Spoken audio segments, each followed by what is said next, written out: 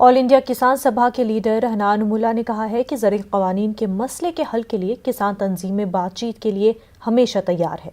उन्होंने कहा कि बातचीत का मकसद सिर्फ बातचीत न हो बल्कि उसके हल के बारे में संजीदा कोशिश भी हो।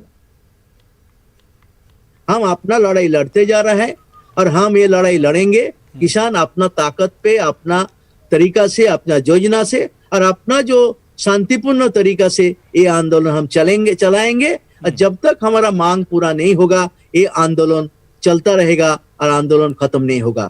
हम चाहते हैं कि सरकार किसान को मानसिकता को समझे, किसान को दुख दर्द को समझे, उसका तकलीफ को समझे और उसको जो मांग है, इतना मजबूत मांग क्यों है, उसके पीछे थोड़ा समझने का कोशिश करे। इसको ऊपर सुपरफिशियल ना देख के गहराई से विचार करके सरकार किसान को ये मांग को स्वीकार करे। जो 3 कानून किसान के लिए हत्या का बराबर है, हत्या का मौत का परवाना है किसानों का, उसको वापस ले